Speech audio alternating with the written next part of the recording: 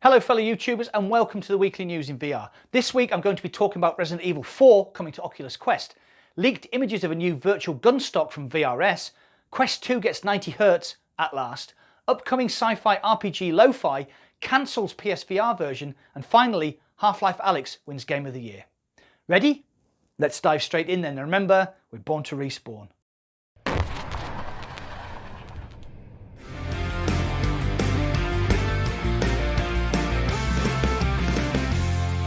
Before we dive straight into the news, my channel is growing rapidly at the moment, so if you enjoy the madness that is Mac in VR, please subscribe and maybe drop a like on this video. It will be much appreciated. Thank you.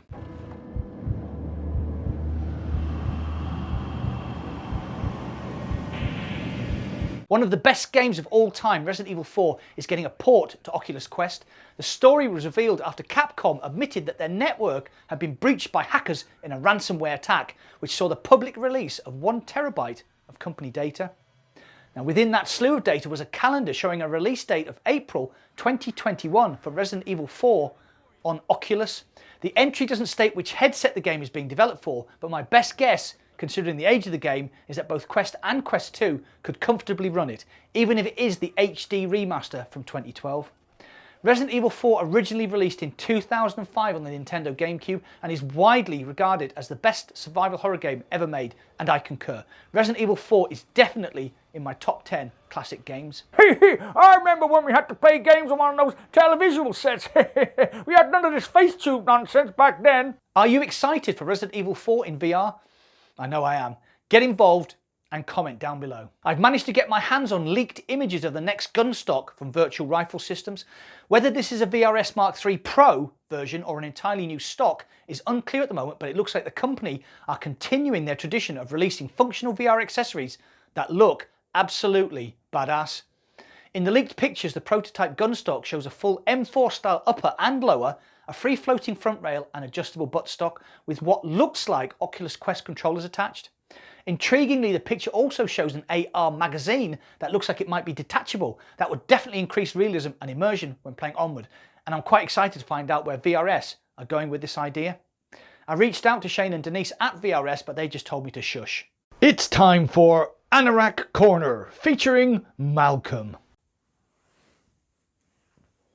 Did you know the AR-15 was originally designed in the 1950s by Eugene Stoner? Upon adoption by the US military, it was then designated as the M16. Initially, it was unpopular with combat troops as it was prone to jamming, garnering the unflattering nomenclature of the Mattel 16, in reference to the US toy-making company. However, improved training on cleaning and maintenance massively improved reliability, and the M16 then became affectionately known as Sweet 16. I did a Google search for Sweet 16 and was very surprised that I didn't see any images of the M16 assault rifle. Facebook have started to roll out the latest update for Oculus Quest 2. Software version 23 finally moves the link cable out of beta, and Facebook have added the following features. 1. Refresh can now be set to 72, 80 or 90Hz, though USB 3 is required to use the higher refresh rates. 2. You can now adjust your render resolution for even better visuals if your PC is strong enough. So maybe now, after a year of owning the official link cable, I might actually get some use out of it. As the update is being rolled out gradually, you may not have access to it yet. However, if you are desperate to use the new features, you can opt into the beta test channel on your Oculus software on PC, and this will give you an update. But you will also need the update version 23 on your Quest 2 to fully unlock variable refresh rate and resolution tweaking. Fellow tech guru Tyriel Wood has done a video on how to force update your Quest, which I've linked down below.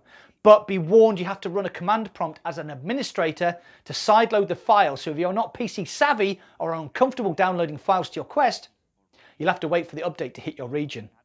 I've done the update, and I must say, when you play via link cable, you can finally start to see the full potential of the little beast that is Quest 2. 90Hz refresh rate and resolutions up to 5400 by 2700. I'll not lie, it looks fucking incredible. And now it's time for Noob of the Week. Ah! Fuck! Ah!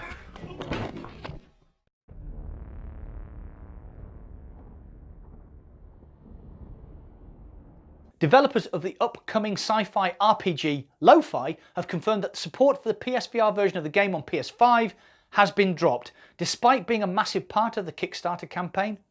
In an interview on Upload VR, Blair Renault, CEO and director of Lo-Fi, was asked if Sony had given him any indications to their future plans. He replied, "Yes, but I can't speak of them, nor am I sure that they haven't changed. Recent announcements indicate they may have." Close brackets. So, yippee-ki-yay, Merry Christmas PSVR owners.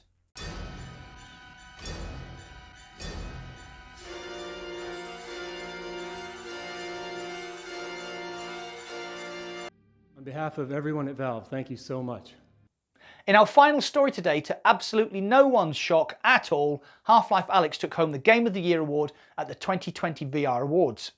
The Valve Index also took home the VR Hardware of the Year. Reality.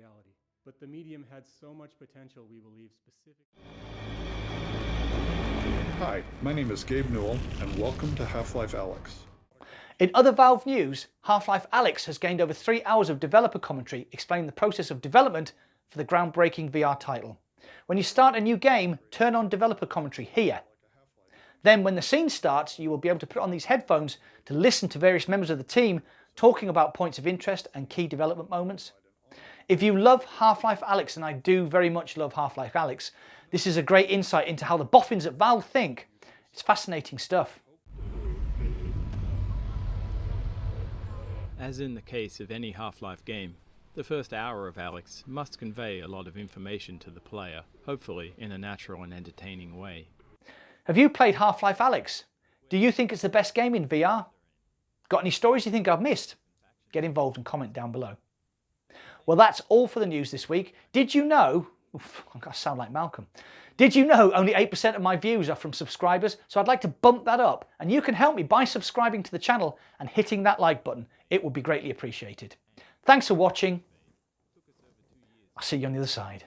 It's tempting to try and include everything we think a player should know, but all information has a priority, and the more we include, the more chance there is that a player misses something important because they're distracted or confused by something less important. So over the next 2 levels, we'll use commentary nodes to point out some of the specific places where we grappled with conveying information.